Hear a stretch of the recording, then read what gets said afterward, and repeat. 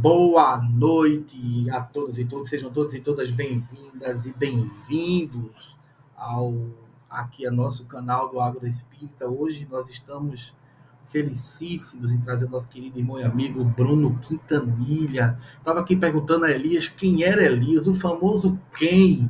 Né? A gente diante de Bruno Quintanilha, quem é o famoso Alexandre Júnior, o famoso Elias Moraes? Então sejam todas e todos bem-vindas e bem-vindos. Hoje nós vamos tratar do livro do nosso querido amigo Bruno Quintanilha. É um prazer ter todas e todos vocês aqui. Então, bom dia, boa tarde, boa noite, boa madrugada, já que a gente não sabe exatamente de que horas vocês vão assistir esse ao vivo, já que ele fica salvo lá no YouTube do Agro Espírita, no nosso canal. Aproveita, compartilha, aperta o sininho, manda para o teu colega, diz que o Bruno Quintanilha tem colaborado muito com um livro bem bacana que a gente vai discutir sobre ele aqui no nosso canal. Então, sejam todas e todos bem-vindas e bem-vindos. Eu vou pedir aqui para que Eli se apresente, depois a gente passa para o nosso amigo que está aqui debutando do nosso canal. Elias, eu quero falar só um minuto que esse evento de hoje é uma parceria que a gente tem, o Agro com Fronteiras do Pensamento Espírita. Um mês Elias está aqui, né? E um mês eu estou lá no Fronteiras do Pensamento, a gente está colaborando aí um com o outro. Elias, não faça cara feia, não se apresente para o pessoal, porque pode ser que tenha gente que não tenha vindo aqui no canal ainda. Então, boa noite, seja Mas quem não bem-vindo. quem a gente não conhece a Lídia, não, pode ser que tem mais alguém, mas é um prazer vocês que estão pela primeira vez no canal, né? Eu sou Elias Moraes, do Fronteiras do Pensamento Espírita, e a gente faz essa dobradinha aqui com o Alexandre, que é um canal que também compartilha muito das nossas perspectivas, né? Então é um prazer estar com vocês. Com você, Bruno, é um prazer redobrado, tá? Porque o seu livro chegou para nós já recomendado. Então, assim, eu já recebi com recomendação, li, já passei para frente com recomendações, vi você lá no Facebook, achei, comentei lá e recomendo seu livro para todo mundo que quer compreender espiritismo no século XXI. Quem preferir continuar no século XIX não tem problema, mas quem quiser vir para o século XXI, seja bem-vindo, está aí o seu trabalho excelente para a gente poder conversar a respeito. Então é um prazer. Estou vendo que a Lídia Quintanilha só pode ser família sua, né? Então que bom, pessoal, vocês que estão pela primeira vez aqui com a gente, é um prazer ter cada um de vocês. Um abraço. Estou vendo alguns nomes aqui que eu não me recordo, né? Maristela, boa noite. Maristela é companheira nossa, está sempre com a gente, lá do Rio de Janeiro. Magdala Monteiro, não me recordo, pode ser que já tenha vindo. Ana Gomes, também não me recordo. João Conde, nosso querido amigo, seja bem-vindo. Lídia Quintanilha, esse nome não é uma coincidência. Maria Nazaré Terra, seja bem-vinda. Rodrigo Farias, prazer e honra ter você por aqui também. Oswaldo Toledo, Valquíria Rodrigues, que é daqui da região metropolitana do Recife, nossa querida Márcia, lá de Salvador, está sempre com a gente. Cavanhaque de Kardec, esse aí para mim é novo, seja bem-vindo, Cavanhaque.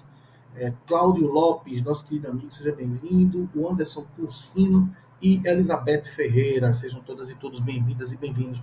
Bruno, se apresenta para o nosso público, para o nosso pessoal, seja bem-vindo, é um prazer te receber aqui, boa noite, seja bem-vindo. Bom, primeiramente, sou eu que agradeço o carinho aí da recepção, da oportunidade, do espaço dado aí pelo Alexandre, pelo Elias. Como eu estava falando aqui antes de começar, a obra tem me dado a possibilidade de conhecer muita gente legal, assim, de várias partes do Brasil e, enfim, várias trocas, vários compartilhamentos, e acho que quando a gente troca, a gente sempre se enriquece. Mas basicamente, por hora, é agradecer e aproveitar ao máximo aqui esse espaço e esse momento. Ok. O título da obra do nosso querido amigo é O que é Espiritismo? Uma tentativa de resposta para o século XXI. Confesso que quando eu indiquei teu livro para uma pessoa, aí ela me disse assim, isso não é muita arrogância não, cara, querer escrever em um livro tão fininho. Aí eu disse, cara, a pessoa, pô, você nem leu, ela tá chamando o meu amigo de arrogante, então lê a obra do rapaz, né? Depois você cria algum tipo de juízo de valor. Agora, eu estou falando isso de brincadeira, mas a gente sabe que isso acaba sendo um costume, né, de uma parte até significativa das pessoas espíritas, que é emitir juízo de valor sem conhecer a obra, né, Lisa? A gente tem se deparado com isso mais de uma vez, o que não é legal, né? E também não é o que Kardec recomenda. Eu acho que aquele diálogo, eu sempre falo nele, porque eu acho que para mim é bem emblemático, o diálogo de Kardec com o cético, no que é espiritismo, eu acho que ele é totalmente contrário a isso. Então, antes da gente começar propriamente a falar da literatura, a gente vai fazer duas perguntas. A primeira é o que te moveu a escrever a obra? E a segunda é quais são as repercussões? Quais têm sido as repercussões? Então, na verdade, são dois motivos assim que me levam a escrever a obra, né? Um é de caráter mais geral e o outro é de caráter mais pessoal, baseado na minha experiência e alguns fatos que aconteceram na minha vida ao longo dos últimos anos. Mas assim, eu acho que relativo ao primeiro aspecto, o Kardec ele responde essa pergunta para o século XIX, né, o que é o Espiritismo, para a França no século XIX. E eu acho sempre muito importante que a gente historicize, que a gente geograficize e que a gente contextualize socialmente e culturalmente qualquer fenômeno, qualquer processo, qualquer acontecimento, ou seja, tudo que ocorre na superfície da Terra ocorre num tempo e num espaço, e cada tempo e cada espaço tem características muito específicas. E a gente está hoje no Brasil do século XXI, ou seja, em outro país e praticamente 2 séculos depois. Então, assim, só a título de comparação, no momento em que o Kardec escrevia a obra dele, o que é o Espiritismo, no Brasil, naquele mesmo tempo, ou seja, meados do século XIX, a gente tinha escravidão institucionalizada, a gente tinha uma marginalização e uma opressão quase total da mulher, a gente tinha uma marginalização e uma opressão quase total de indivíduos LGBT, que hoje a gente tem esse termo, né? Essas pessoas existem há muitos séculos, mas sem que a gente designe com um termo. A gente tinha mais de 80% da população brasileira de então analfabeta. A gente não tinha democracia, não tinha voto popular difundido, não tinha universidade pública, não tinha direito trabalhista, havia uma mobilidade social baixíssima, não havia rádio, não havia televisão, não havia telefone, internet, carros e nem o idioma que a gente fala, ou seja, nem o português que a gente fala no século XXI é o mesmo que a gente fala no século XIX. Então, assim, para resumir, o mundo que a gente conhece hoje, ele é radicalmente diferente do mundo no qual Kardec viveu e respondeu sobre o que era espiritismo para ele. Até porque, depois de Kardec, outros autores e pesquisadores continuaram estudando os fenômenos mediúnicos, muitos médiuns surgiram, inúmeros livros foram escritos, novas teorias e hipóteses foram formuladas, novos termos e conceitos foram criados dentro do próprio espiritismo. O próprio movimento espírita adquiriu um tamanho, um modelo que não existia na França do século XIX com Kardec. Então, assim, se tanto a sociedade quanto o próprio espiritismo estão em constante mudança, por que a gente vai continuar explicando o espiritismo da mesma forma que a gente explicava no século XIX? A gente ensina biologia hoje como a gente ensinava na França do século XIX? A gente fala... A geografia hoje é a mesma do século XIX? As relações de gênero, étnico-raciais, sociais são as mesmas hoje em relação ao século XIX? Não.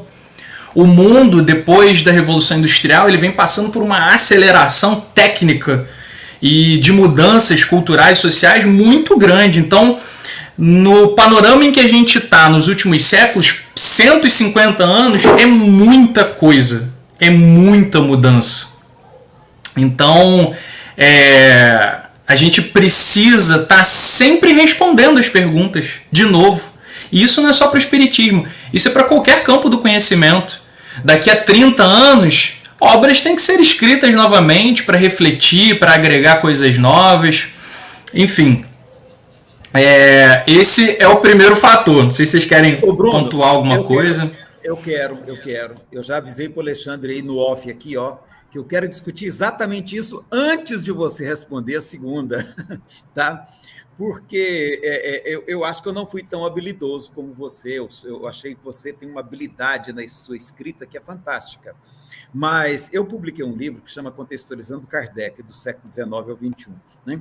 E eu recebi muitas críticas como essa que o Alexandre comentou, que ouviu a respeito do seu livro também. Né? As pessoas dizem assim, olha, mas a doutrina espírita é atemporal, ela é universal e atemporal, ela serve para qualquer época. Né? Tem um movimento aí que entende, né, o pessoal do Livre Pensar do Rio Grande do Sul, que entende que há conceitos espíritas que devem ser atualizados. E quando surge essa ideia de atualização, o pessoal fala, mas o que é isso? Só quem pode atualizar o espiritismo são os espíritos superiores enviados por Jesus, como se deu em 1860, né? E assim, eu queria colocar isso agora, como é que isso tem repercutido para você em relação ao seu livro? Como é que isso está se dando? Como é que o seu livro está dialogando com essas questões no meio espírita? Então, eu acho importante fazer essa observação. Você levantou uma questão muito importante. Eu parto da premissa de que o espiritismo é mais campo do conhecimento do que revelação. Certo? Por quê? Os fenômenos mediúnicos, ou seja, a comunicação que existe entre mortos e vivos, ela é muito anterior ao que a gente chama de espiritismo. Então a gente vai encontrar relatos de manifestações em vários livros religiosos, de vários povos, em vários tempos e espaços diferentes. Então, na verdade, o que o Kardec vai fazer no século XIX é se colocar a observar, a investigar de forma metódica e a teorizar e hipotetizar, tentando explicar como é que são esses fenômenos aí, né? O que rege eles.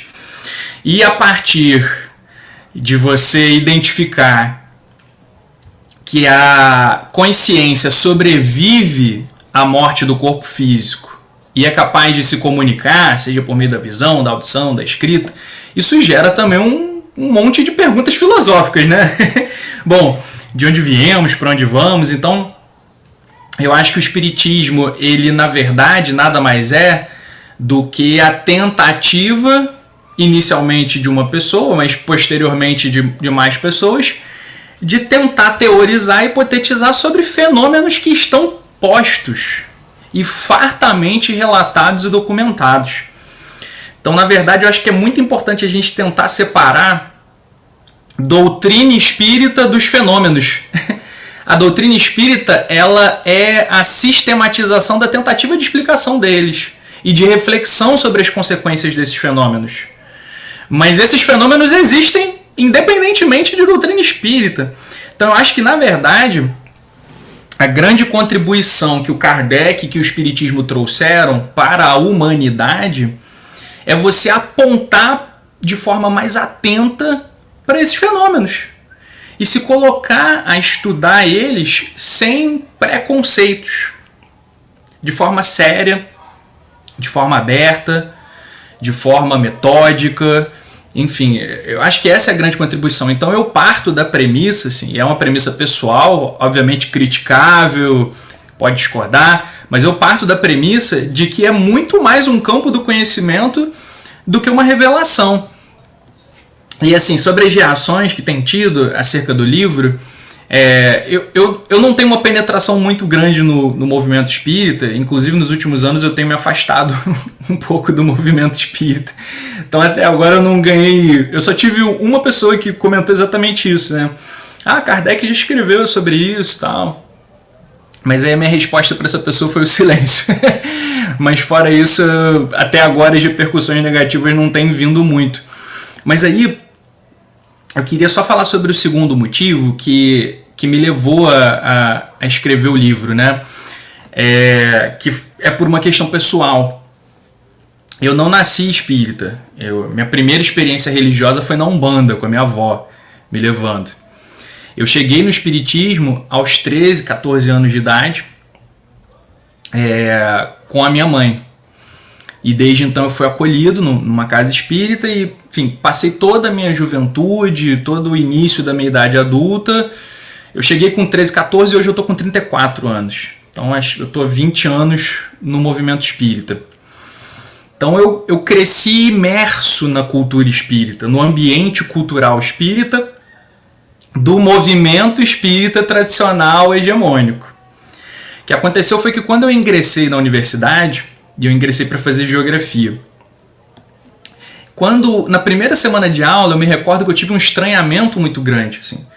Eu sempre gostei muito de ler, então eu trabalhava na biblioteca da casa espírita, então eu lia, passava tardes e tardes lendo espiritismo, e eu tive um impacto muito grande com a ciência. Assim. Eu estranhei o ambiente acadêmico, porque eu estava numa mentalidade assim, muito estreita. Só que eu nunca tive também jeito para fundamentalista, eu sempre fui uma pessoa aberta. Então, aos poucos, convivendo na universidade, lendo bastante, eu considerei que eu tive uma iniciação ao que é de fato a ciência e ao que de fato é a filosofia. E mais, a universidade pública ela também proporcionou conviver com uma diversidade intelectual e social que até então eu não tinha tido a oportunidade de conviver, com uma diversidade geográfica de pessoas. Então, vagarosamente, a trajetória na universidade pública foi enriquecendo a minha forma de pensar e de olhar a realidade. E isso, consequentemente, impactou na minha relação com o espiritismo e com o movimento espírita. Eu não deixei de ser espírita, mas eu passei a ter mais autonomia de pensamento e um olhar mais crítico. E óbvio que...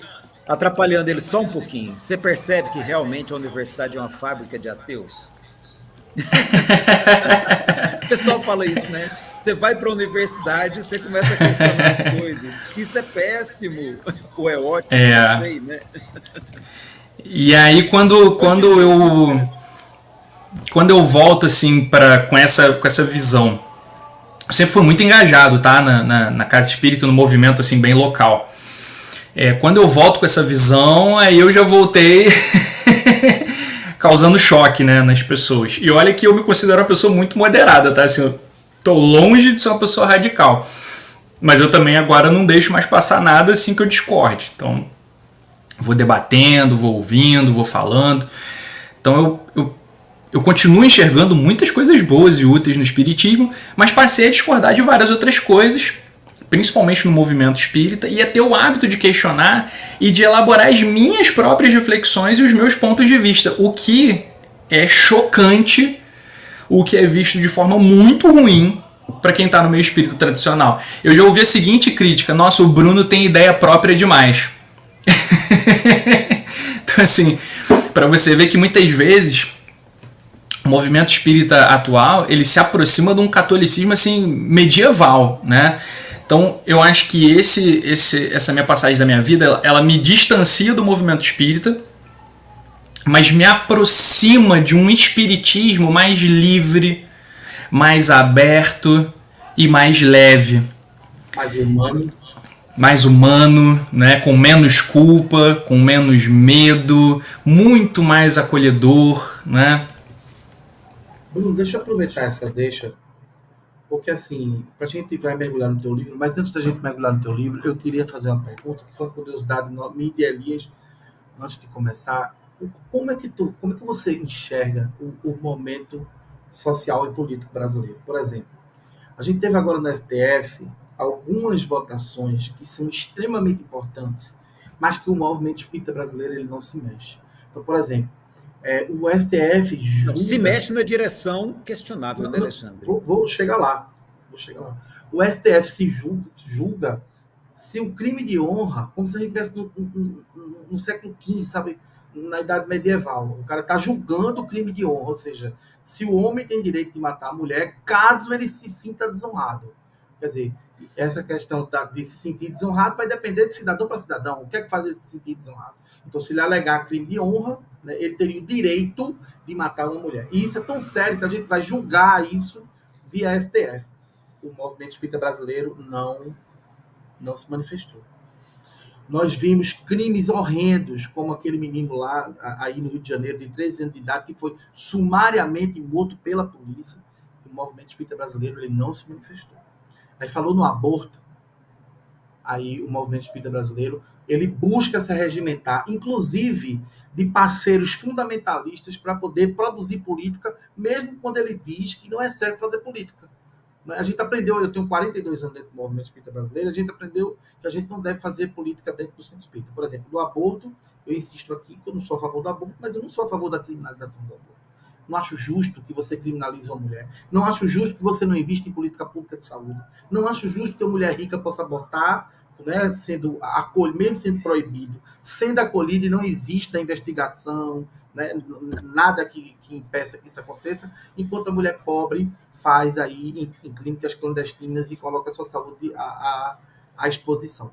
Então, como é que você vê esse fato, né, e essa resposta, né, quando o movimento espírita brasileiro, como Elias bem lembrou, ele, quando escolhe se manifestar, ele escolhe sempre do lado contrário do progresso, é uma coisa absurda, eu não consigo entender isso. Então, eu queria ver, outra coisa, esse lugar é plural e diverso.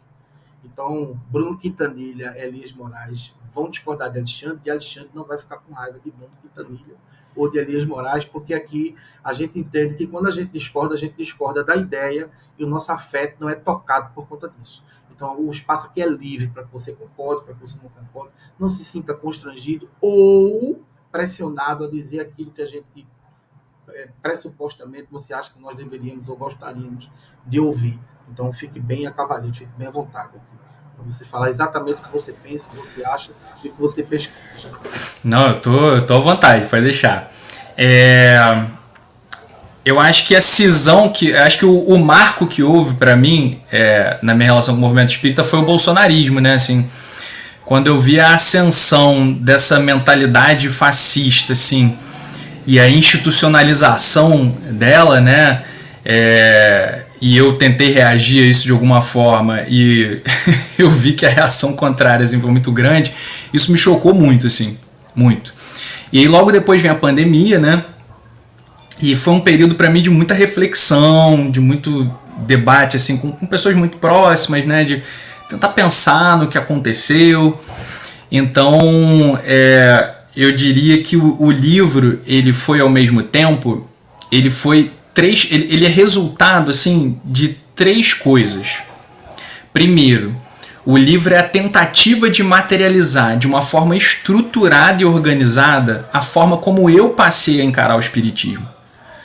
Tanto é que ao longo do livro eu falo várias vezes ali que tem percepções pessoais minhas, assim, que são obviamente criticáveis, que podem estar erradas, que podem estar incompletas. Então, eu acho que essa é uma coisa também que a gente tem que a gente tem que trazer a cultura democrática para dentro do movimento espírita, né? Cultura democrática não é só votar, mas é poder debater livremente, é poder trocar ideias livremente, é poder discordar, é poder ir contra a maioria livremente sem ser expulso, sem ser mal visto. Então, assim, acho que o primeiro ponto é materializar essa minha forma nova de ver o espiritismo. O segundo resultado, né, que culminou na escrita do livro, eu acho que o livro ele é também um desabafo contra o movimento espírita atual, que é frequentemente fechado, dogmático, hierárquico, conservador no pior sentido, reacionário muitas vezes e antidemocrático. E num terceiro ponto, eu busquei também com o livro posicionar o espiritismo enquanto uma doutrina progressiva, acolhedora, aberta, dialógica, humanista, mostrando também para muitos que se sentem excluídos ou marginalizados do atual movimento espírita hegemônico, que o espiritismo não é o que muitas pessoas desse movimento tradicional e majoritário dizem que ele é, ou fazem parecer que ele é, porque muitos espíritas fazem o espiritismo parecer que é moralista, castrador, repressor, conservador, excludente. Nos últimos anos não é pequena a quantidade de ex-espíritas que eu tenho conhecido, ou de pessoas que continuam sendo espíritas, mas desinstitucionalizaram-se. Ou seja, passam a seguir os conceitos espíritas, a ética espírita na sua vida, mas desvinculados de qualquer compromisso ou vinculação maior com uma casa espírita. E aí depois, assim, só para fechar esse ponto que você levantou, Alexandre, pensando assim, eu até me dei conta de que, na verdade, isso tudo que aconteceu, assim, se a gente for parar para pensar historicamente, sociologicamente, não é nem surpresa, sabe? Porque, assim, pega a história do nosso país, cara. Nós fomos uma colônia.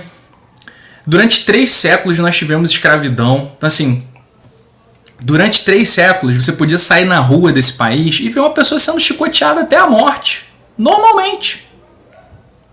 Você tinha poder de vida e de morte sobre seres humanos. O Rio de Janeiro, depois de Roma, foi a cidade do mundo que mais teve escravizados. A gente teve um ponto da história em que quase 50% da população do Rio de Janeiro era escravizados. Tem noção do que é isso? Você tem noção do quanto de violência e autoritarismo que a escravidão legou para o nosso país? O nosso país foi católico oficialmente até o século XIX. Então, assim, um país com esse histórico, seria estranho se o espiritismo chegasse aqui e não virasse o que ele virou. Então, assim, se a gente for aplicar esse olhar assim, mais pragmático, mais realista, eu acho que é previsível que o espiritismo fosse se tornar o que ele é hoje quando ele chegasse no Brasil. Porque, assim, o meio não determina, mas o meio condiciona muito. Então, assim, pessoas muito católicas, mas com um pensamento católico muito conservador. Quando o espiritismo chega, gente, o espiritismo não vai mudar essas pessoas. Quando o espiritismo for apropriado por essas pessoas, ele vai se misturar com as crenças daquelas pessoas. Num país que não tem cultura democrática, gente, o movimento espírita não vai ser democrático. Entende? Acho isso perfeito. Eu vou passar para Elias. Antes eu queria falar uma coisa, Elias. Que eu vou passar para Elias, para a gente ter uma pergunta do Rodrigo, para Elias fazer esse intercâmbio aí com o Rodrigo. Mas teve uma frase dele que me pegou bastante, porque quando eu li teu livro, Rodrigo Bruno, eu senti que, eu já disse a Elias, inclusive, que quando eu li Janete Serra, que também é outra companheira daí do Rio de Janeiro, do interior do Rio, li seu livro, e aí a gente vê que eu e Elias, a gente já se conhece, troca figurinhas já há algum tempo, mas vocês não conheciam a gente vai lendo e vai se vendo dentro daquela obra.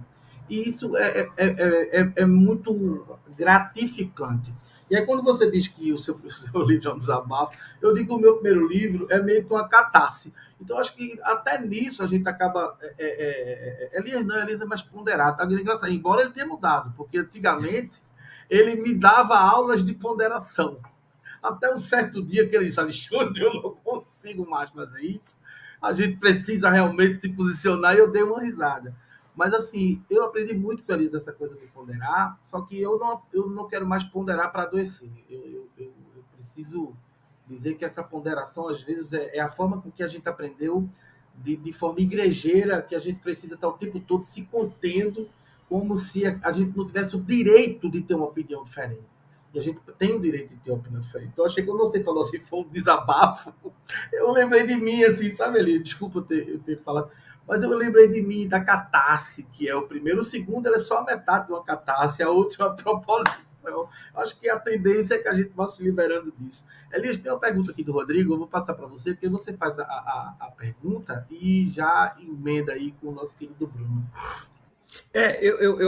Eu achei interessante, o Bruno, eu pedi ao Alexandre para a gente discutir essa pergunta do Rodrigo, porque eu tenho outro livro que saiu agora recente, né, que é o Processo Mediúnico, Possibilidades e Limites na Produção do Conhecimento Espírita, que eu trabalho exatamente nessa perspectiva que você também aborda, de espiritismo como campo de conhecimento. Né? E, assim, é muito interessante que o meio espírita é muito resistente a essa perspectiva. O meio espírita prefere perceber o espiritismo como uma revelação divina, né? E eu acho que Kardec deu margem a isso no capítulo 1 do livro A Gênese, ele deu margem a isso, né? Talvez até para tentar justificar, de certo modo, a obra, eu não sei, quem sou eu para tentar entender a motivação de Kardec, né? Mas quando ele admite a possibilidade de uma revelação divina, ele dá margem a isso. Mas toda a estrutura conceitual que ele apresenta, eu entendo, assim como você, como campo de conhecimento. Tá? E aí o Rodrigo pergunta, o espiritismo sendo um campo de conhecimento, então não pode ser propriedade apenas dos espíritas. Tá?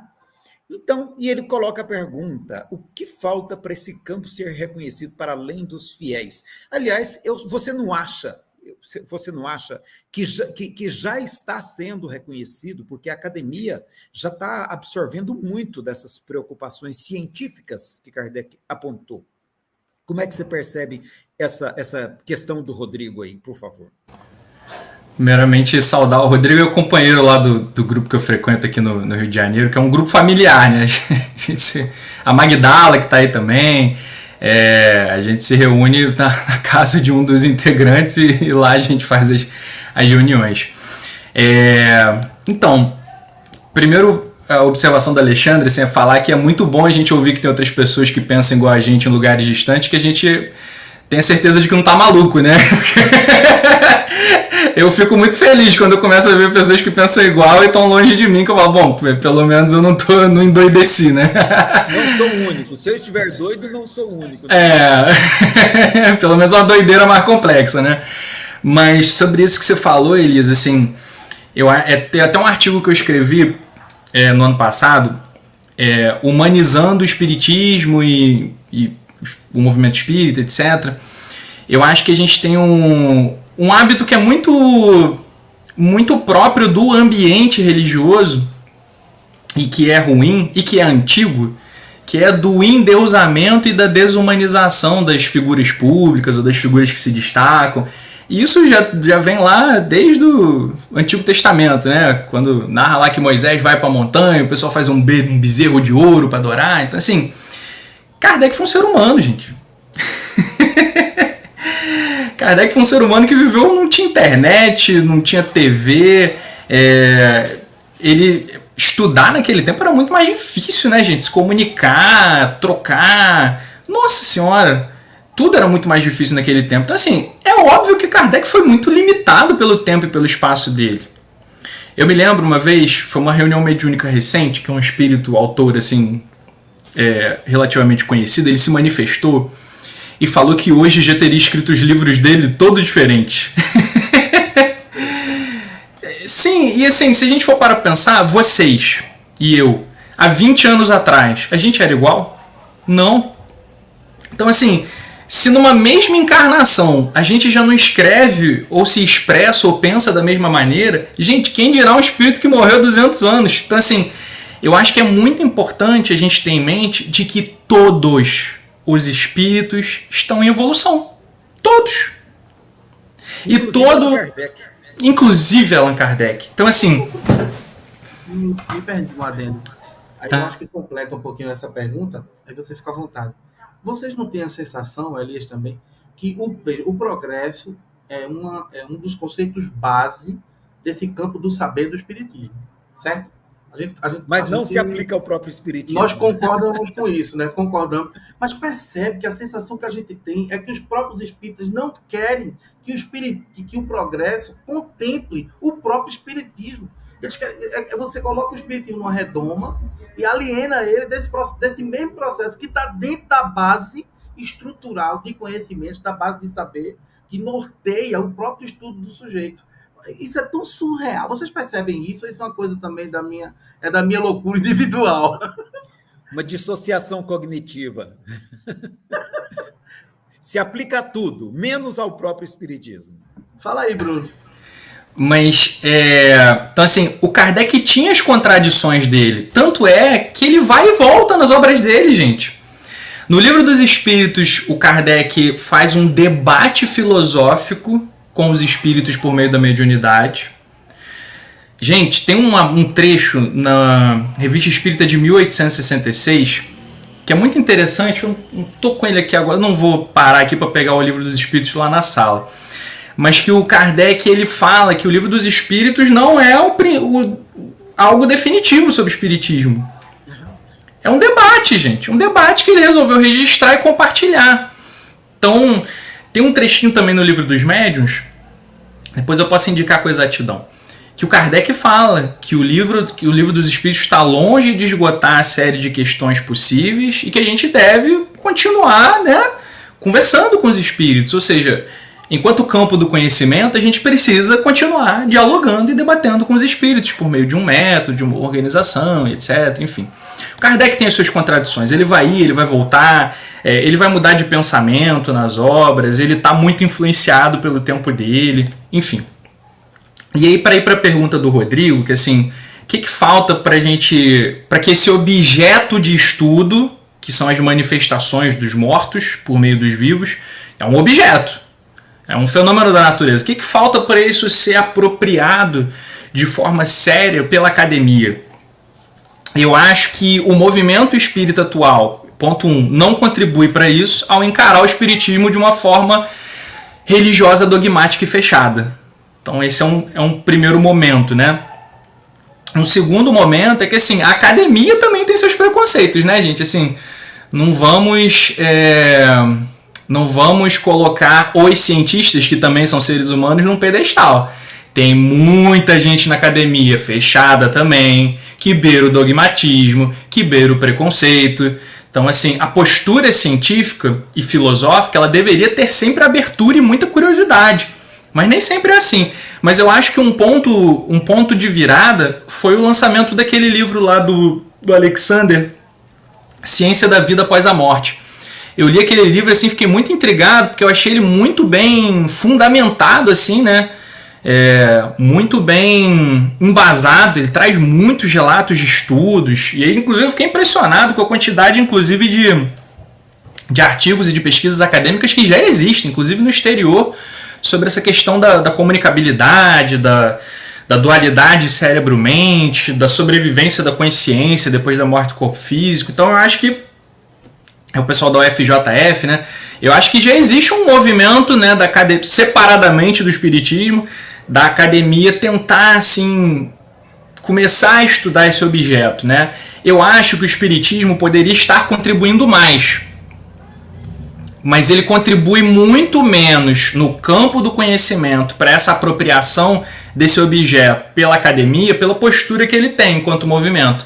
Mas, como tudo é contraditório e complexo, com todos os seus defeitos, o movimento espírita também salva muitas vidas, né, ao mesmo tempo, mesmo com todas as suas limitações. Então, assim, eu acho que aos trancos e barrancos a gente vai avançando, com limitações, com críticas que têm que ser feitas, mas tentando responder a isso o que o Rodrigo falou, né? Eu acho que tem responsabilidade no próprio movimento espírita e tem também uma parte da academia, né? Nessa como apropriar por um número maior de pessoas esse objeto de estudo, né? Que me parece que o Kardec, num determinado momento, enxerga isso, né? Assim, é um objeto de estudo.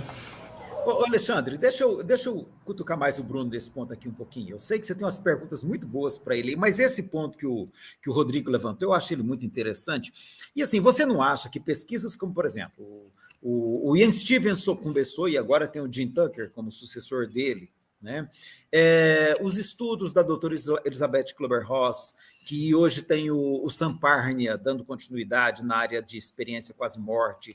Esses estudos não têm nada a ver com o espiritismo. No campo da psicologia, eu exploro isso bem no meu segundo livro agora, porque eu vejo isso com muito otimismo. No campo da psicologia, nós temos o estudo da psicologia anomalística. Então, assim, esses estudos não têm nada a ver com o espiritismo. É pessoal não espírita que está fazendo. Você não acha que isso também, de alguma maneira, foi influenciado por aquele passo inicial de Kardec, de trazer o fenômeno mediúnico para dentro da pesquisa científica? Como é que você vê isso? Eu não sei se eu entendi bem a pergunta, assim, mas se teve alguma influência do Kardec nisso, nessa apropriação que existe atualmente? Isso não é uma decorrência desse processo. O Gabriel, lá do ID, Juiz de Fora também, né? Ele colocou isso, eu achei brilhante da parte dele. Ele falou que a grande contribuição de Kardec foi trazer para dentro da ciência a pesquisa a respeito do fenômeno mediúnico. Né? E quando eu vejo o Sam Parnia, quando eu vejo o Jim Tucker, quando eu vejo o pessoal aqui do Brasil mesmo, de Santa Catarina, com a psicologia animalística, sabe, eu me pergunto se isso não está acontecendo, que nem o Rodrigo falou. Sim. Eu achei muito legal essa frase que você falou, e acho que Gabriel, né?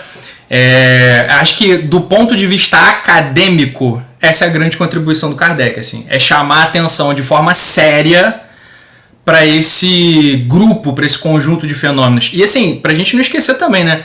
No século XIX e início do século XX, figuras muito destacadas do mundo acadêmico se colocam a estudar os fenômenos, né?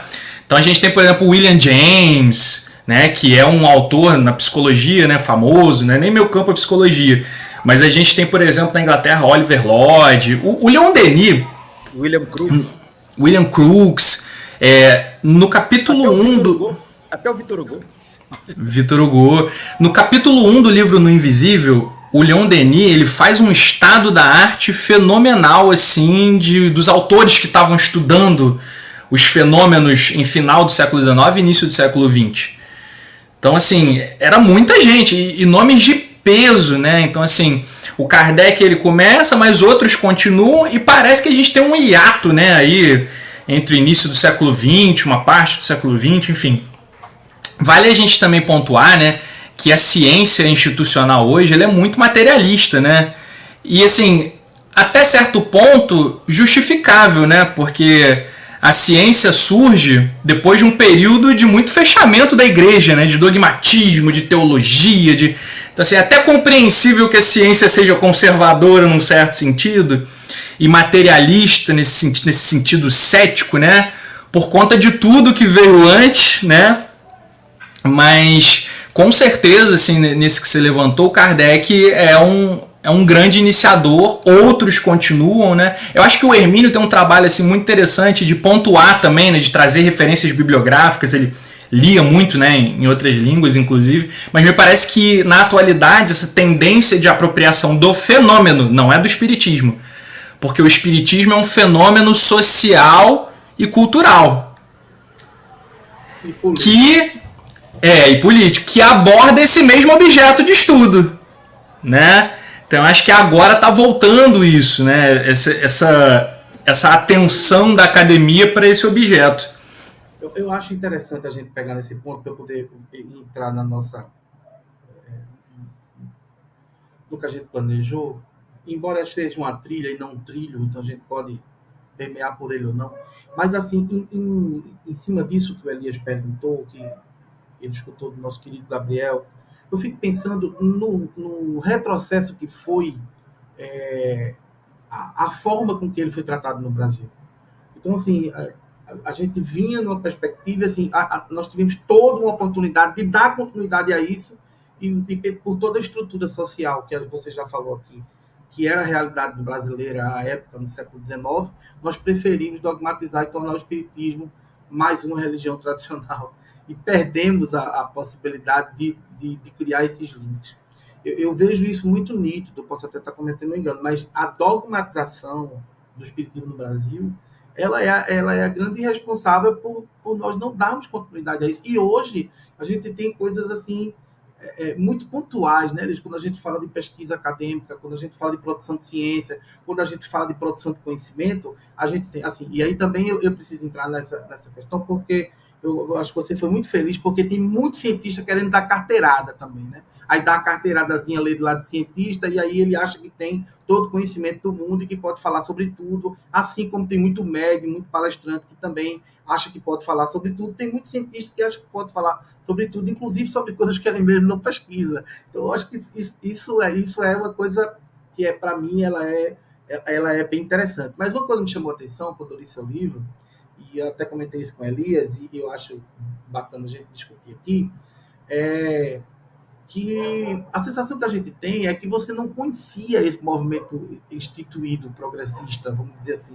Eu até já comentei aqui que eu tive muita dificuldade em admitir. Elias fez até um vídeo hoje, coincidência ou não, né? Eu repostei lá nas minhas redes, na rede do Água e tal, o vídeo dele, que eu queria até dizer de público o trabalho bacana que Elias tem feito, porque é uma linguagem jovial, né?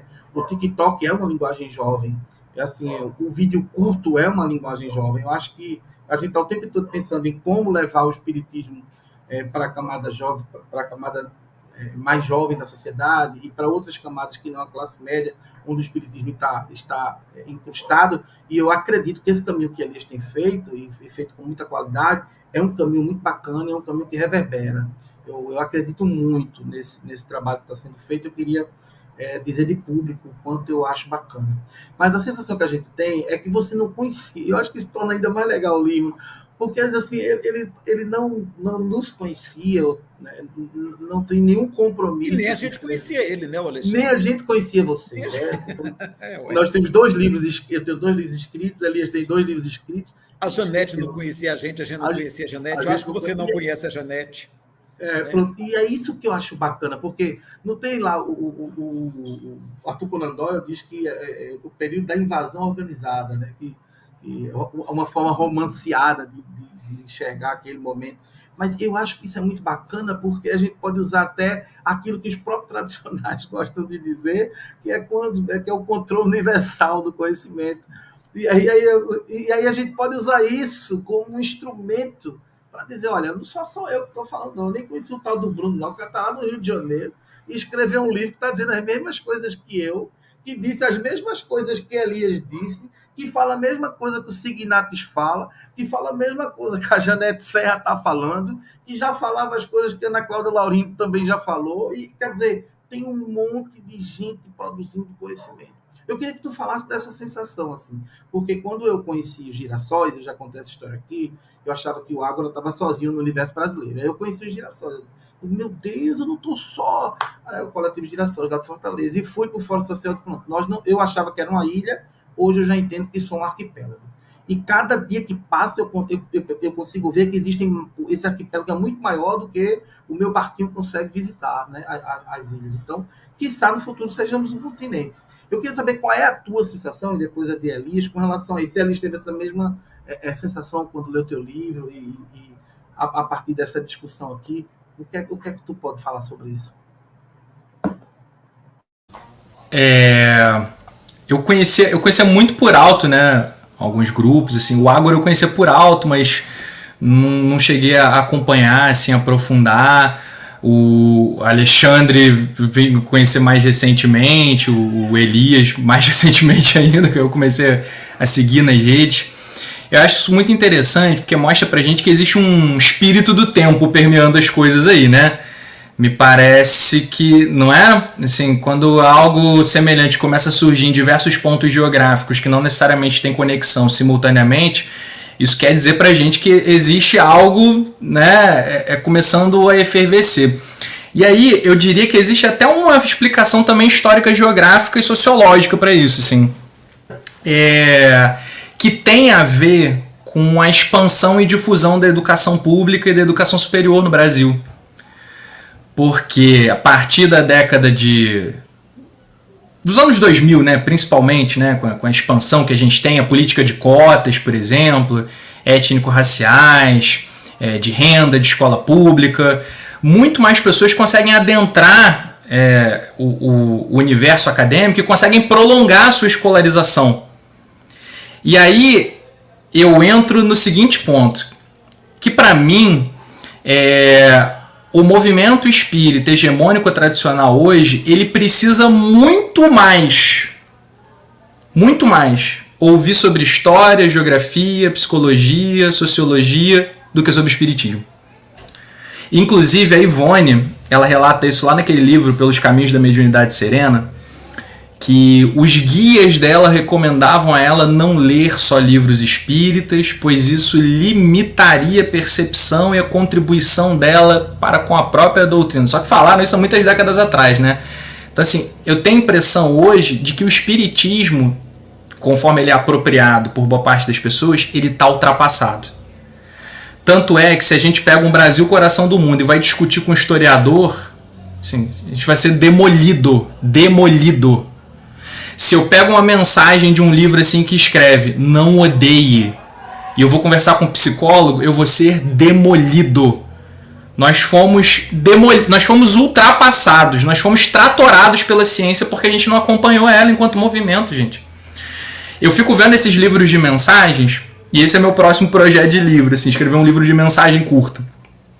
Gente, os livros de mensagem não tem nenhum que eu leia e não tenha nada para criticar, assim. Não odeie, não odeie, aprenda a lidar com a raiva. Perdoe. Gente, como assim? Perdoar pode demorar anos. Então, assim, eu tenho a impressão de que intelectualmente mesmo, assim, o movimento espírita ele ficou muito para trás. Muito para trás. O movimento espírita precisa urgentemente absorver vários conhecimentos e conceitos. Eu não estou querendo dizer aqui que ninguém tem que ficar lendo artigo científico até dizer chega, não é isso. Mas a gente tem que se abrir um pouco mais, sabe? Convidar pessoas de outras religiões para fazer palestra nos centros espíritas. Por que não convidar um pesquisador da universidade para fazer um debate na casa espírita, né? Que não seja espírita? Por que não convidar alguém para falar sobre questões étnico-raciais na casa espírita? Então, assim, palestras que não sejam necessariamente espíritas. Porque a gente fica lendo as questões do livro dos espíritos, é palestra só sobre isso, só sobre... Chegou um ponto aqui em casa, gente, que eu não aguentava mais ler o Evangelho segundo o Espiritismo. A gente começou a fazer o Evangelho no lar com outros livros que não são espíritas. Ou então, sei lá, chegava um dia, vamos conversar sobre um assunto. Então, assim, eu tenho a impressão de que o movimento espírita ele precisa urgentemente se conectar com a sociedade, com os conhecimentos que estão sendo produzidos fora do espiritismo. Gente, o que é... realidade, né, Rodrigo? Conectar com a realidade. Eu acho que o espiritismo ele perdeu a aderência com a sociedade com o tempo presente. Perdeu a aderência. Por isso, gente, que muitos jovens chegam hoje em casa espírita e, assim... Se eu sou jovem e chego hoje na casa espírita com a mentalidade que eu tenho, eu não fico. Assim, chegou um ponto, eu disse isso uma vez num estudo. Gente, assim, para você ser uma pessoa de bem, uma pessoa boa, você precisa frequentar alguma casa religiosa? Não. Gente, movimento social pode te dar formação ética. Né? Às vezes outros ambientes podem te dar formação ética, podem te dar acolhimento, podem te dar rede, podem te dar conexões de amor, de carinho. Então, assim, gente, o movimento espírita, existe pessoa de bem sem movimento espírita. Bruno, então, assim... Sabe que eu tô rindo? Porque tu tá falando do meu livro novo. É muito sério isso que eu tô dizendo. Você tá falando de coisas que estão lá. Porque, assim, o movimento espírita, quando eu digo assim, nada fica, nenhum efeito é fruto, todo efeito é fruto da causa.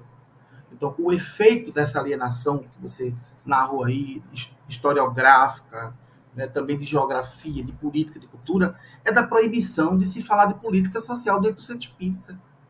Então, você cria um universo paralelo, sabe? Um universo que é vivenciado a partir da literatura mediúnica e que não dialoga com a realidade social concreta. Não há um diálogo, não há uma produção de diálogo com a realidade social concreta. Elias, fala um pouquinho sobre o que o Bruno falou, dei tua colaboração. Não, eu estou assim, porque na realidade, isso que você falou é muito sério, porque o espiritismo não está dialogando com nada, na verdade, né, Alexandre? Ele não dialoga com a realidade social, não dialoga com a ciência.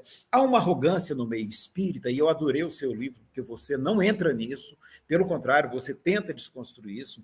Há uma arrogância no meio espírita no sentido de dizer assim, olha, que os espíritos trazem a verdade para nós, né? Eu já ouvi pessoa me criticar, uma vez eu estava lendo Nietzsche, e uma colega falou assim, para que você perde tempo com essas besteiras? Com tanto livro espírita bom para ler. Eu falei, meu Deus, olha que ponto chega, né? Então, assim, eu vejo que o espiritismo descolou da realidade, descolou. Se tornou um movimento de fanatismo religioso, tá? Onde ele acha que ele tem respostas que a ciência ainda não alcança, quando na realidade é o contrário. O espiritismo não foi capaz de antecipar uma única descoberta, uma única inovação tecnológica ou científica. O espiritismo, a mediunidade, não foi capaz de fazer isso. Né? Eu já pesquisei 500, e se tiver alguém que traz mais alguma para mim, 500 é maneira, a expressão. Né?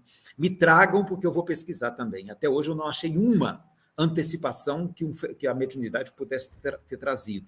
E achei muitas afirmações que a mediunidade fez e que o tempo jogou por terra. Então, isso que você traz é muito importante, Bruno, sabe? Eu acho que, sabe, a gente precisa conseguir que o espiritismo, eu acho que isso é impossível. A menina, a colega nossa colocou aqui que acha que é inviável, né?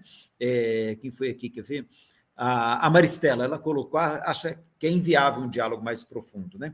Mas, pelo menos, eu acho que é possível que parte do movimento espírita desperte para isso, como eu vejo que está despertando. E, nesse ponto, eu acho que o seu livro é uma extraordinária contribuição. Tá? Então, não é nem pergunta, eu queria reforçar isso que o Alexandre falou. Eu acho que a gente perdeu o pé da realidade com a discussão social, perdeu o pé da realidade com a discussão científica, perdeu o pé da realidade com a filosofia, né? E criou-se um movimento de fanatismo religioso. Eu não sei se é essa a impressão que você tem. Então, deixo com você para você analisar essas coisas para nós. E ainda tem outra coisa, sabe, Elias? Por não estar dentro desse movimento que eu estou, e você hoje está mais dentro, ele consegue falar, usar uma linguagem muito mais acessível para o pessoal do movimento tradicional do que eu e você, por exemplo. Assim, com certeza. E muito mais do que eu preciso ser bem honesto. Porque, assim, minha escrita ela é igual a bater, forte no canto e rasteiro. Então, assim, eu não faço arrudeios. E ali sabe que eu não estou aqui usando isso como uma coisa boa ou uma coisa ruim. Eu estou dizendo uma realidade, um fato. Então, quem vai ler vai achar se é bom ou é ruim, percebe? Eu não estou aqui dizendo. Mas, e você não, tanto você como Serra, como Janete Serra, eu comentei isso com Elias depois que nós entrevistamos ela, vocês conseguem usar uma linguagem que está muito mais vinculada ao movimento tradicional do que eu consigo fazer hoje. Isso é eu não estou falando disso, diminuindo sua obra, muito pelo contrário, eu estou enaltecendo que você consegue comunicar muito melhor do que eu com relação ao todo. Isso para mim é um fato. Eu falo disso sem nenhum constrangimento. E comentei isso com você sobre o Djanete, não foi, Elisa? A gente comentou sobre isso, que eu tinha a mesma sensação quando lia, por isso que a gente fez essa pergunta. A segunda pergunta que eu vou colocar aqui e como é que você tem visto esse movimento espírita progressista? Que tipo, depois, né, dessa... Você teve acesso, com que olhos você vê? Eu acho importante a tua visão, e depois a Elias pode falar também sobre isso, porque é de alguém que vem de fora, né, Elias? Porque a gente que está mergulhado dentro, porque assim, eu nunca tive a sensação de que tudo que está aqui é bom e que tudo que está lá é ruim, como se nós estivéssemos dividindo, ou como se tudo de lá fosse terra arrasada. Porque tem uma galera que pensa assim também, e não é assim, saca? Não é assim. Há muita arrogância dentro do movimento progressista. Uma arrogância, inclusive, acadêmica, academicista. Eu percebo isso.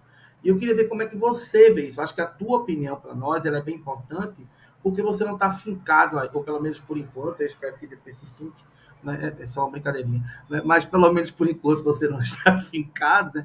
Como você percebe esse movimento? De que forma você enxerga ele? Eu acho que o espiritismo talvez esteja passando por algo que outras grandes religiões tradicionais já passaram, né? Que conforme vão se difundindo geograficamente, quantitativamente, ao longo do tempo, vão se fragmentando, assim. Eu acho que unidade, gente, é utopia, assim. É utopia o pensamento único. O cristianismo não é assim. O cristianismo é todo fragmentado.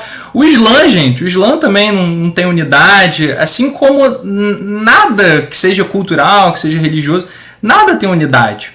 E eu acho que esse é um grande erro assim, do movimento espírita brasileiro, é querer dar unidade, sabe? Quando, na verdade, a gente deveria usufruir da riqueza da diversidade, né? Até porque, se a gente for para pensar, espiritismo não nasce sem coletividade, né, gente? Porque o Kardec precisou de vários médiuns, de vários espíritos. Então, o espiritismo nasce da lógica dialógica e coletiva, e diversa.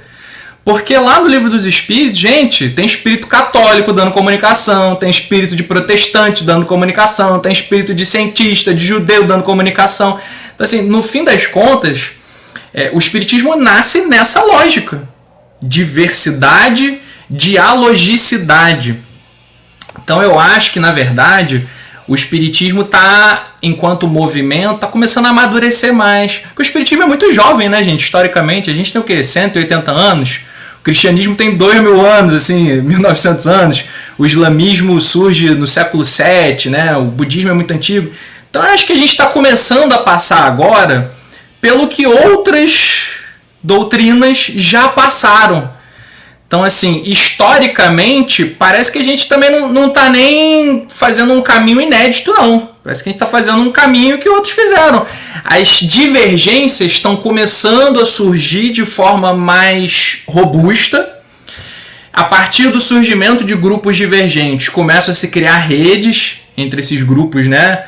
E eu acho que a divergência começa a alimentar a discussão, o debate. E o debate, quando feito de forma equilibrada, de forma respeitosa, de forma fraterna, ele inevitavelmente vai nos fazer avançar, tanto a nós quanto outros grupos. Então, assim, sendo pragmático, eu acho que nada que está acontecendo no movimento espírita agora assim, não tem nada de incrível, né? Na verdade é tudo muito, assim, não sei se natural é a melhor palavra, né? Mas muito esperado. Eu acho que a gente não tem que ter medo da diversidade. E assim, eu não tenho vontade que todos pensem igual a mim. Eu não quero hegemonizar, eu não tenho projeto de poder. Eu quero contribuir, só isso. Então assim, quem tá feliz onde tá se sentindo bem mesmo, 100%, cara, fica lá. E essa é a lógica, inclusive, do Kardec, né? O Kardec fala, o espiritismo não vem para tirar ninguém de nenhuma religião. O espiritismo vem para aqueles que não estão satisfeitos com o que tem agora. Então, assim, me coloco nessa vibe aí do Kardec. Cara, assim, tá feliz no que tu tá? Aí, tá bom, então. Agora, pô, não tá feliz e quer uma coisa diferente, e essa coisa diferente é parecida com o que eu penso, com o que vocês pensam, vem junto então, vamos trocar, mas se discorda de uma parte do que eu falo, e tudo bem, eu quero só contribuir, assim. Essa é a minha premissa, essa é a forma como eu estou encarando, né? Então, eu acho que é isso, assim, a gente está passando por algo que outras doutrinas já passaram. E tudo bem. É bom. Elias, como é que tu vê isso? Eu acho, eu tenho Elias, assim, a gente, de vez em quando eu estou incomodando ele, a gente conversa um pouco, mas um cara ponderado, um cara centrado.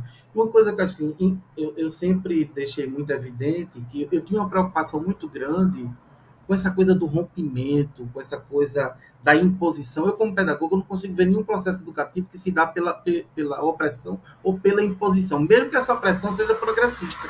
Então, assim, se a gente clama o tempo todo a dialética, o diálogo, e nós nos negamos a produção desse diálogo, é óbvio que a gente não vai sair por aí com a faixa na mão, eu quero conversar com o bolsonarista, tem alguém aí de extrema-direita que quer bater papo comigo, isso é loucura. Né? É aquela história lá que você senta numa mesa, tem 9 nazistas, você se mantém sentado, passam a ter 10 nazistas. Tem essa percepção. Mas o que a gente pode fazer, Elias, a partir disso que ele está fazendo, e como tu enxerga, e eu acho que a tua opinião é bem importante nesse sentido, esse momento que eu não quero usar essa palavra, não, eu tenho ojeriza, ela pavor, que é a tal da transição. Mas, então, vamos pensar em outra palavra mas que possa trazer para a gente como você vê esse momento, sabe, onde a gente tem transitado entre uma perspectiva progressista, social, política, afetuosa, acolhedora, diversa, plural, que foram muitas palavras que Bruno usou. Né? Como você vê isso e como a gente pode interagir com menos arrogância para que a gente possa abraçar mais Brunos, descobrir mais Brunos, porque, veja só, quantos Brunos, quantas Janete Serra, sabe, quantos Alexandre, quantos Elias tem no Brasil? Isso é uma coisa que me preocupa. E vou dizer por quê. Quantos livres pensar? Quantos livres pensadores quantos tem? Girassóis? Quantos girassóis? Quantos índios? Quantos papo espírita? Quanta gente boa deve ter por aí. Essa questão. Veja só. Porque a gente fala do modelo tradicional hegemônico, né, o movimento que são sempre os mesmos palestrantes e os mesmos temas. E sem debate. Sem debate. O que é que a gente pode fazer para que isso não aconteça conosco? Sabe, trazer mais Brunos, escutar o que esse cara novo, mente boa, HD quase virgem, né? Podendo trazer um monte de conteúdo para a gente, como ele está trazendo nessa noite, colocar o livro dele em evidência, sabe? A gente ser mais solidário nesse processo de aproximar as pessoas. Porque tem uma coisa meio que, às vezes até... profissional, principalmente quando a gente parte para o campo da produção literária, e você sabe disso. E eu acho que a gente tem o dever de estar trazendo essas pessoas para perto. Como é que tu enxerga isso, Elias? Não, assim, eu até quero dizer, Bruno, eu tive uma dificuldade no início, porque eu comecei esse movimento, fazer esse movimento, antes do conflito ideológico que se estabeleceu no meio espírita, né? Em 2016, eu fiz uma pesquisa a respeito de como que os espíritas percebiam a questão do aborto e descobri que 48% eram contrários à criminalização da mulher, né? Então, nessa época, eu comecei a divulgar isso, falar, olha, pessoal, não é bem assim. E fiz uma outra pesquisa a respeito de preconceito LGBT no meio espírita. E descobri que há muito preconceito, sim. Né? Tinha espírita, por exemplo, que não gostaria que uma pessoa LGBT fosse professor do filho dela, né? na casa espírita. Né? Então, assim, eu comecei a discutir essas questões e isso já, na época, já começou a criar um ambiente difícil, né? Mas eu continuei discutindo, tive alguns embates muito intensos com colegas do meio espírita. Então, assim, eu achei que eu não devia sair do meio espírita por causa disso. E nunca saí, eu continuo. Eu hoje sou membro do Conselho de Administração da Federação Espírita no Estado de Goiás. Companheiros vieram sugerir delicadamente que eu me afastasse para poder ter mais liberdade. Eu falei, mas de modo algum, né? De modo algum, eu fui eleito para estar aqui. Porque né? E faço questão de estar no movimento espírita ainda, onde me chamam. Né? Então, assim, eu acho que é isso que o Alexandre coloca, e eu acho que é até interessante ver como é que isso tem sido em relação, por exemplo, a você. Né? Esse meio espírita tradicional, como é que eles te aceitam, como é que eles te rejeitam, sabe? Eu acho que isso é interessante. Eu enfrento uma grande rejeição e também uma expressiva aceitação, então isso se equilibra. E faz que eu pense que vale a pena não sair do meio onde eu estou atualmente e viver nos dois meios. Hoje eu vivo em vários meios, né? Hoje eu vivo no meio progressista, eu vivo no meio laico, eu vivo no meio federativo, eu vivo no meio... Tudo quanto é meio, eu estou com os pés dentro de todos eles. E não vejo necessidade de sair de nenhum, sabe? Então, assim, até que ponto você... tem sido... Parece que você não experimentou rejeição, até que você falou que está um pouco distanciado, né? Qual que é seu nível de proximidade hoje? Como é que você se relaciona hoje nesse campo? Eu fico curioso sobre isso.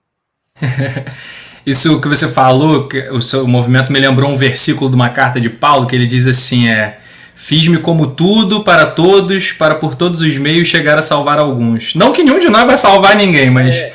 a essência da passagem no sentido de onde puder eu vou estar presente para trocar, sim, com quem quiser. Assim, sobre a pretensão de salvação do Paulo. Exatamente. Mais sentido, É só tirar o salvar do final, assim, troca o salvar por trocar.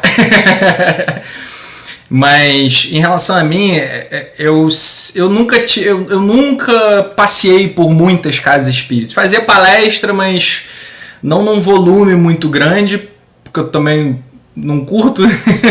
Eu só faço palestra de tema livre, porque eu demoro para fazer. As minhas falas eu construo tudo em tópico, organizadamente, então eu prefiro fazer pouco bem feito do que fazer muito de qualquer forma. Eu quero ter minha vida também, quero jogar meu futebol, quero fazer meu exercício, quero dormir, quero jogar meu joguinho, então assim... tem muita gente boa para falar também, então não precisa ficar me ouvindo falar muito não. Mas eu encontrei sim um determinado tipo de rejeição dentro do meio em que eu estava inserido, assim, não briguei com ninguém, mas eu costumo comparar que é igual o azeite e água, assim, naturalmente você vai se separando, assim. Então, assim,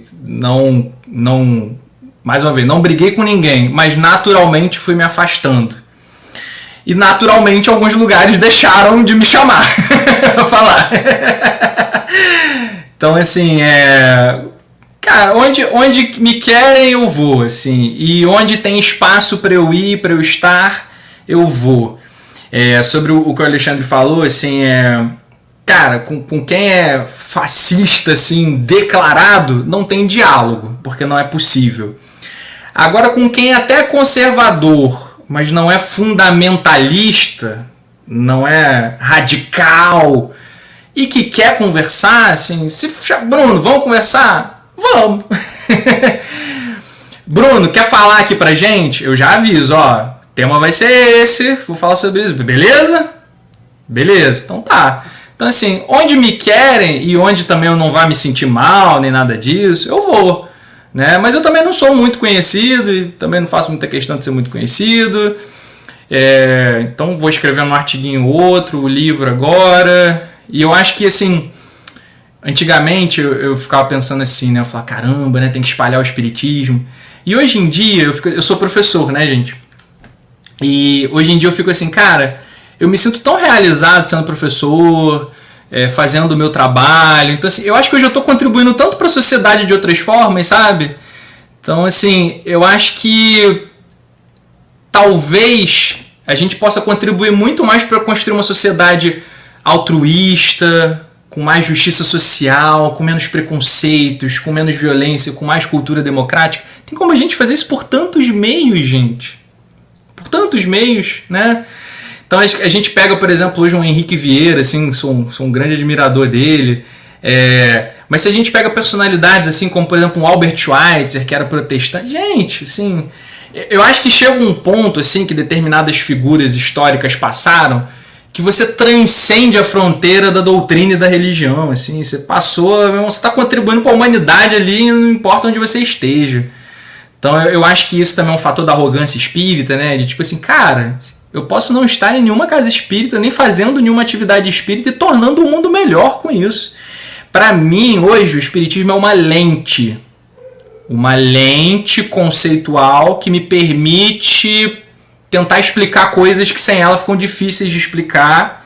E explicando essas coisas fortalece a minha fé, me fortalece a minha espiritualidade, me dá consolo, me dá esperança e com isso me dá força para no dia a dia. Porque, gente, assim, falar que agora é muito bonito, né? Mas a gente transforma o mundo melhor no dia a dia.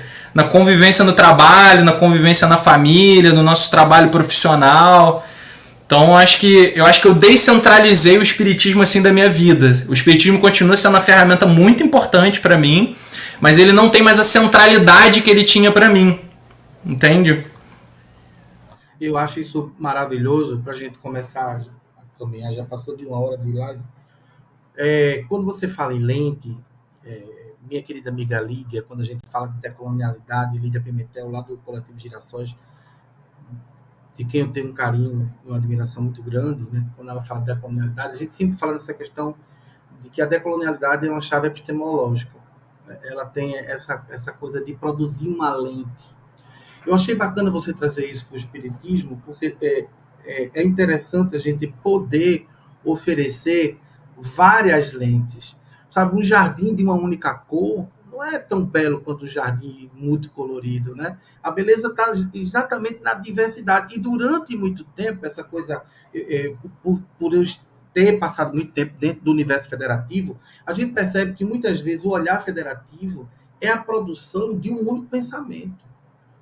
Sabe? É sufocar qualquer pensamento divergente. É não dar espaço para que a diversidade floresça. Como educador, como pedagogo, eu fico pensando qual é o processo educativo que se dá sem contraponto, sem contraditório, sem que teu aluno interaja com o teu pensamento e diga, professor, eu não entendi. Ele não tem condição de dizer não concorda, ele diz não entendi. Mas muitas vezes o que ele quer dizer é assim, eu não concordo com o senhor. E ele tem todo o direito do mundo de não concordar.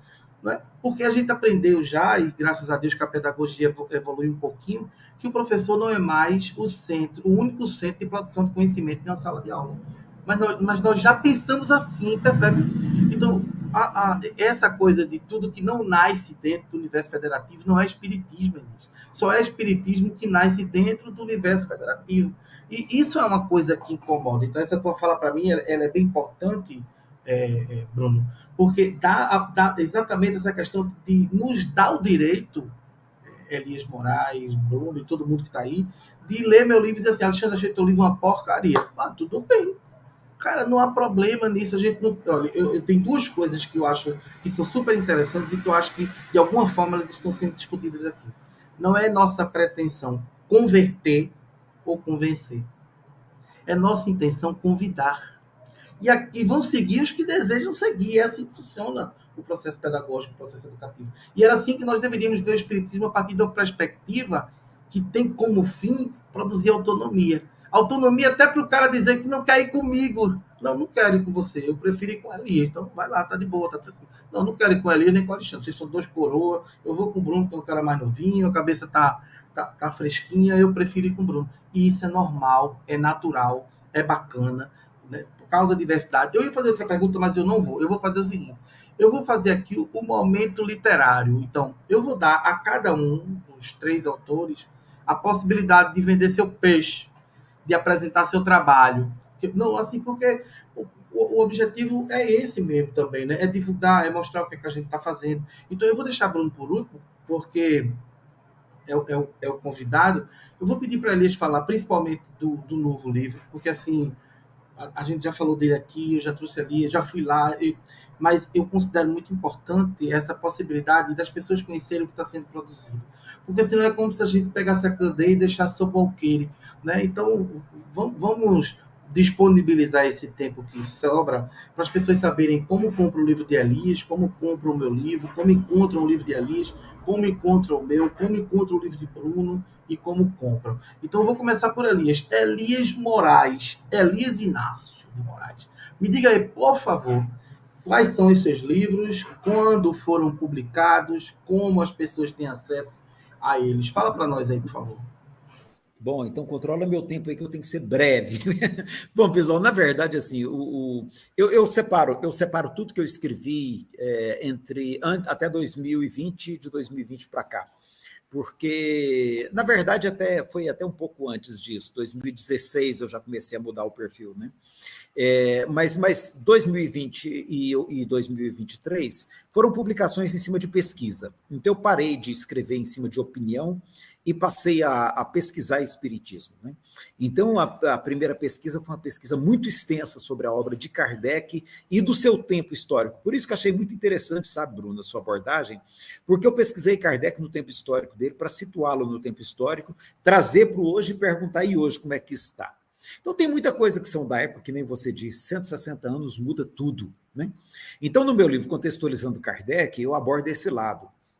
E na época eu tinha tanto material, tanta coisa, que os editores mesmo me aconselharam, separa isso, Elias, divide em publicações, porque tem muita coisa interessante. Eu separei uma parte também, que é esse segundo livro, que chama O Processo Mediúnico, Possibilidades e Limites na Produção do Conhecimento Espírita, onde eu vou estudar a mediunidade do Chico Xavier, do Divaldo, da Ivone, né? Do Divaldo menos, porque ele tem pouco material disponível, mas da Ivone, de outros médiuns, como o João Nunes Maia,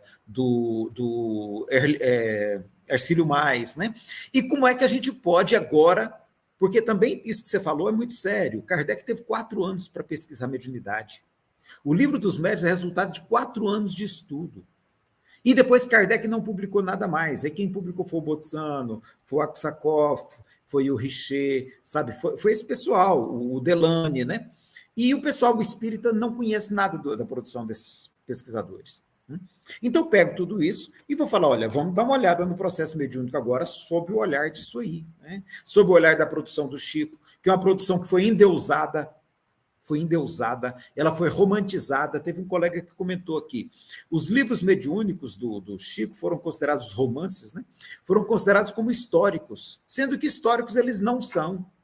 Né? Eles não são históricos, isso é muito fácil. Então, vou discutir tudo isso e mostrar qual que é o olhar que a gente precisa ter hoje para o processo mediúnico, se a gente quiser ser minimamente racional. Né?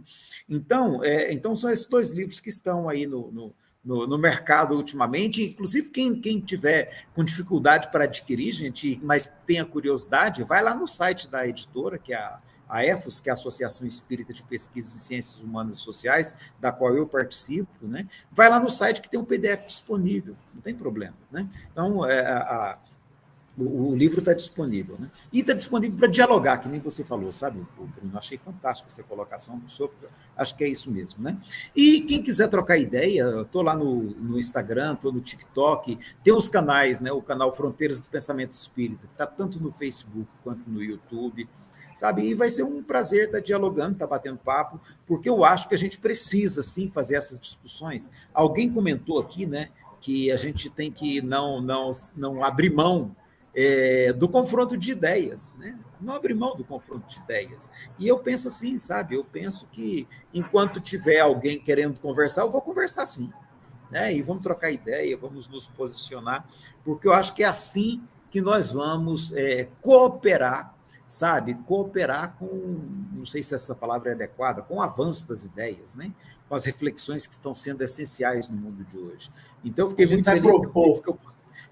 Eu acho eu que é vi, só assim que a terminando, gente vai propor, pelo alguma menos coisa diferente, propor, pelo menos discutir o estado de coisas, porque não nós é? precisamos discutir o estado de coisas.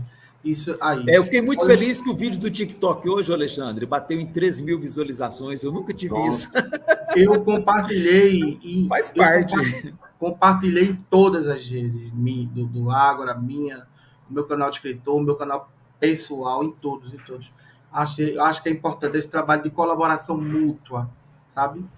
Bem, eu vou falar dos dois livros, vou dizer a vocês assim, meus livros estão na Amazon, os dois estão na Amazon, que é esse aqui, da capa amarela, que é Espiritismo, Educação, Gênero e Sexualidades, né? Um diálogo com as questões sociais, que é o primeiro livro, que eu falei que é meio uma catarse e tal, tem um pouquinho dessa catarse. E o segundo é esse aqui, Por uma Teoria Espírita sobre Gênero e Sexualidade, um diálogo decolonial, que foi lançado no dia 4, no começo desse mês. Quem desejar comprar o livro é só me procurar no privado, ok? Pelas redes sociais ou pelo meu celular e vocês vão ter acesso. E agora os dois já estão disponíveis também lá na Amazon. O nome do livro é Espiritismo, Educação, Gênero e Sexualidades, um diálogo com as questões sociais, e Por uma Teoria Espírita sobre Gênero e Sexualidade, um diálogo decolonial. A gente tenta aprofundar, propor. Eu acho que a palavra propor é a palavra certa, sabe, Elis?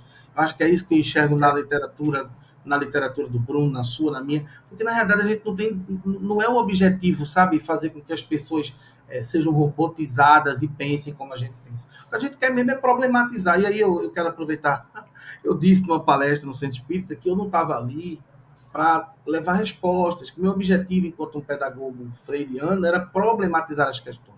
E saiu um áudio aqui, falando mal de mim, né? Inclusive no pessoal. Então, Bruno, já que você não teve acesso a essas coisas, que bom para você.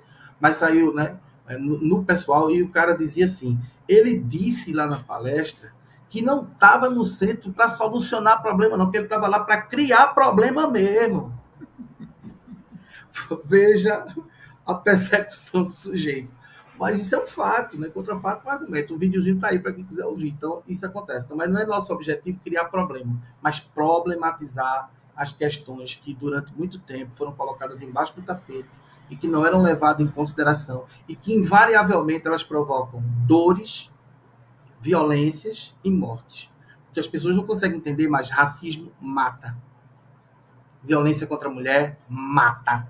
LGBTfobia mata. Seja lesbofobia, homofobia, seja transfobia, mata. E as pessoas não conseguem entender isso. Mata porque a violência mata e mata porque inviabiliza a vida, porque faz com que as pessoas não consigam viver. Isso também é uma forma de violência e nós não podemos aceitar isso calado. Então, quando a gente vê um grupo religioso como o espiritismo, eu vou tratar como religião, porque é assim que eles acabam se vendo, né, se unem, se juntam e vão, tentam de alguma maneira para poder tratar da questão do aborto e inviabiliza a discussão com relação à política pública, não discute a política pública. E outra coisa, não estão preocupados com o que vai acontecer com essa criança depois que ela nasce.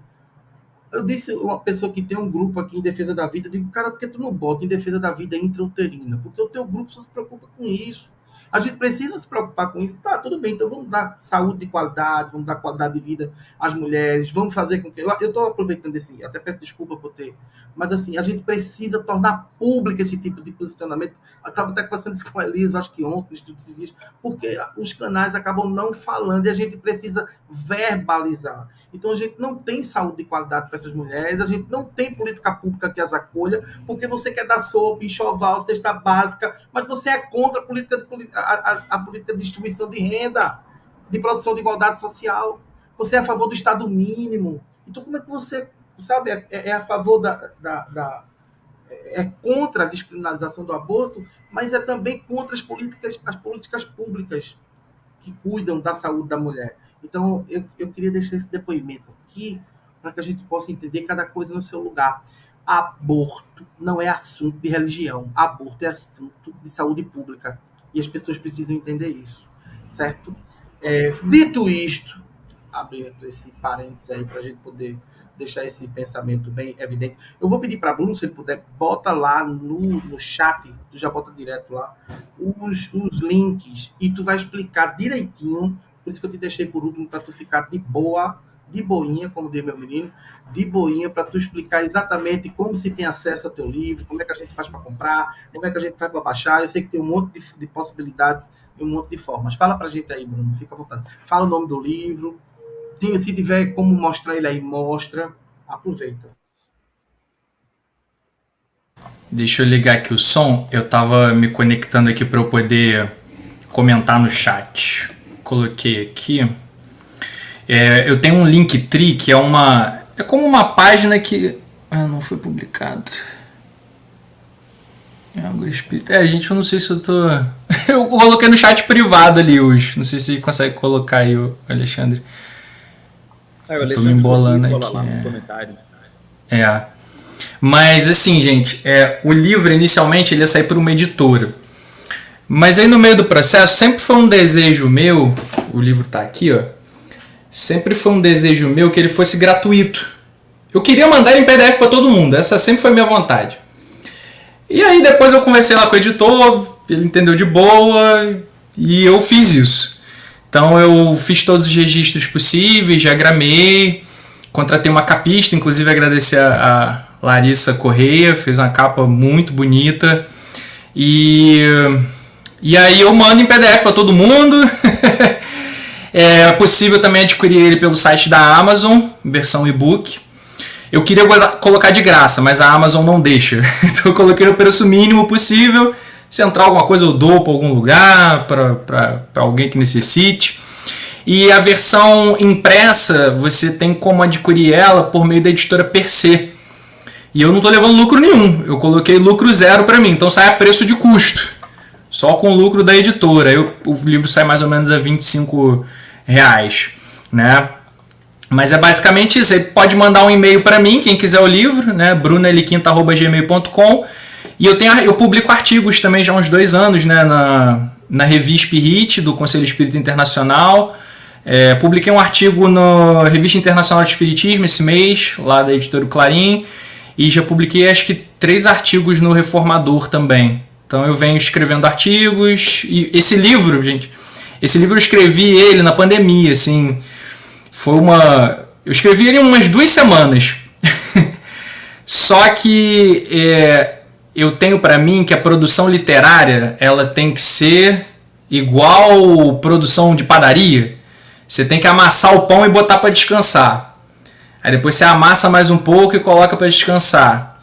Ou então é como um tecer de ideias, em que você tece, depois desfaz um pouco, tece de novo. Então assim, eu não costumo ter pressa para publicar qualquer coisa que eu produza, né? Então o livro descansou 2 anos, e ao longo desses 2 anos eu revisitava ele de vez em quando, mudava alguma coisa, dei ele para minha esposa ler, depois dei ele para o Saulo ler. Saulo Monteiro, agradecer muito ele também, foi muito importante nesse processo todo. Ouvi as impressões dessas pessoas, ouvi as críticas, deixava descansar mais um pouco. Então ele demorou 2 anos para que eu pudesse colocar ele a público. E aí é pelo WhatsApp, é pelo Facebook, e a gente vai divulgando. Não quero ganhar dinheiro nenhum com isso, quero só contribuir. Então é basicamente isso. Nesse link do Linktree, consegue achar também palestras minhas no YouTube, consegue achar esses artigos que eu escrevi, depois passo tudo para PDF e disponibilizo gratuitamente. Então tá tudo aí, gente. E no mais, assim, agradecer muito o espaço, o carinho, assim, as trocas. Nossa, falar aqui para mim que foi muito leve, foi muito gostoso estar aqui, foi muito prazeroso. E acho que para mim, espiritismo é isso. Espiritismo tem que ser afeto, tem que ser troca, tem que ser carinho, tem que ser acolhimento, aceitação do outro, né, de como ele é, sem querer que ele pense necessariamente como a gente pensa. e tem que se contribuir para um mundo mais fraterno, mais empático, mais leve, mais justo, e falar que muitas vezes eu tenho a impressão de que o movimento espírita ele tem a paz dos pântanos, sabe? Às vezes eu noto uma artificialidade, uma superficialidade muito grande, assim. Você chega dentro de alguma casa espírita e todo mundo te dá bom dia sorrindo. Todo mundo parece que ninguém tem problema nenhum na vida. Às vezes parece um Instagram, sabe? Às vezes eu sinto um pouco falta de transparência e de mais verdade nas pessoas dentro do movimento espírita. Noto muito superficialidade, sabe? Então, às vezes é xingar um palavrão mesmo ali na convivência, é você falar o que você pensa, é você mostrar que tá triste, é mostrar que tá irritado. Então que possa ser um espiritismo também mais humano. Porque somos seres humanos, né? Tem um trechinho lá no livro que eu cito o Sérgio Lopes. O espiritismo não precisa de super seres humanos. Ele precisa de seres humanos. Com as suas contradições, mas com a sua vontade de melhorar. Com a sua vontade de ser uma pessoa melhor, de ser uma pessoa, enfim, mais justa, mais altruísta. Então que o espiritismo possa ser isso. Possa ser leveza, possa ser horizontalidade, possa ser conversa, possa ser escuta. Enfim, agradecer a vocês aí, a todo espaço, a tudo. Ok, para encerrar, eu vou colocar aqui que na próxima semana começa o mês de aniversário do Ágora. Né? Dia 23 nós completamos 6 anos de existência. O Ágora surgiu dia 23 de outubro de 2017 e surgiu assim, o ápice do Ágora foi o golpe jurídico midiático parlamentar da presidenta Dilma e depois vieram aí essa avassaladora força da extrema-direita que acabou vingando aí no bolsonarismo em 4 anos de um governo de extrema-direita e com forte tendência nazifascista. Então, o Ágora surge das inquietações, das indignações que a gente tinha com esse momento político e social, e nós estamos aí completando 6 anos de existência. No próximo dia 2 de outubro, também conhecida como a próxima segunda-feira, nós vamos receber Alessandra Buarque, Lídia Pimentel e Isabel Guimarães, no primeiro encontro do mês de aniversário. É possível uma política de proteção ao feminino na prática espírita? É o tema da próxima semana. E aí, você falando o que você falou, Bruno, para a gente encerrar, eu me lembro que eu costumo dizer que às vezes a gente entra no centro e parece que a gente está assistindo Tempos Modernos de Chaplin. Quando a gente vai para a vida real, é The Walking Dead. Então, não rola, sabe? Não rola mesmo. Então, eu queria agradecer de muito a presença de todas e todos vocês. Elias, é sempre bom te ter aqui, a conversa é sempre salutar. Né? Hoje nós nem discordamos, não sei o que aconteceu hoje, não estou entendendo o que aconteceu, nós nem discordamos hoje. Então, eu vou passar bem rapidinho para vocês fazerem as considerações finais de vocês, para a gente poder encerrar. E eu começo com você, Elias.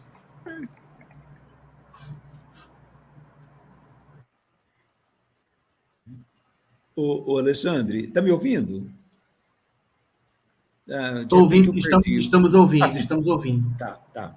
É porque eu fiz uma operação aqui e aí ele me tirou o áudio.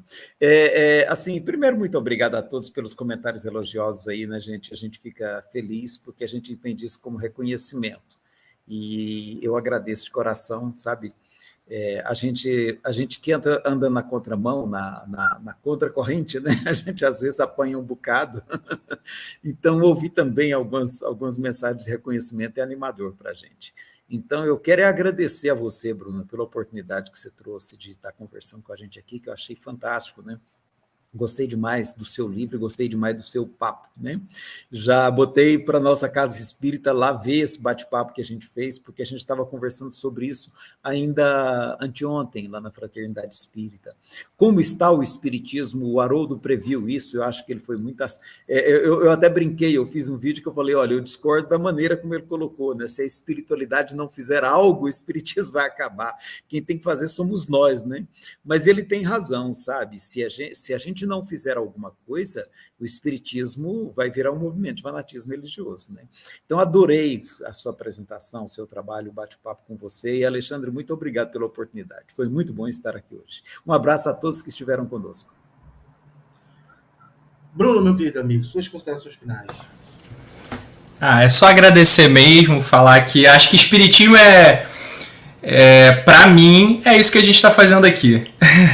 Essa troca, a gente poder conversar, e mesmo que a gente não pense igual, que a gente possa desejar o bem do outro, agir pelo bem do outro, e que acima de tudo a gente possa agir socialmente para a construção de um mundo mais justo, né? Tanta gente passando fome, tanta gente dormindo na rua, tantas mulheres com medo de andar pelas ruas à noite, tantas pessoas LGBTQIAP+, com medo de ser quem são, com medo de sair na rua. A gente tem que construir um mundo com menos violência, com menos opressão, porque a gente tem capacidade técnica na humanidade para ter um mundo melhor.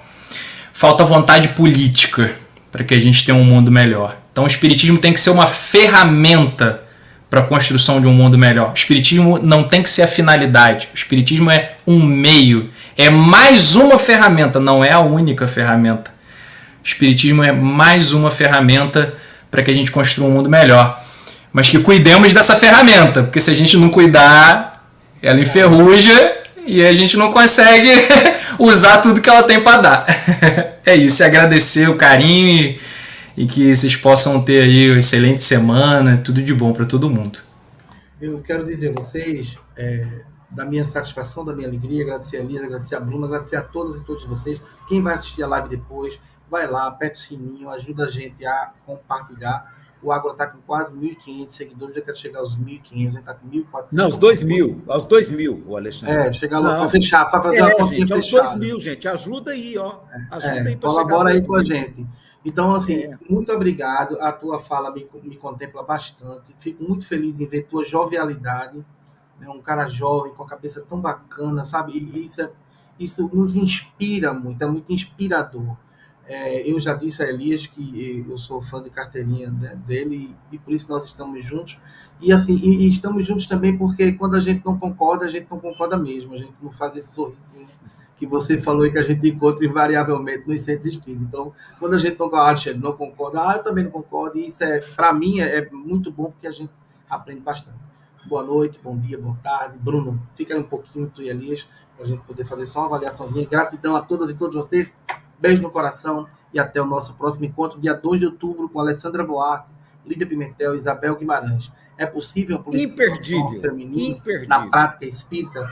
3 mulheres maravilhosas, de muito conteúdo, que vão colaborar muito na produção da nossa discussão.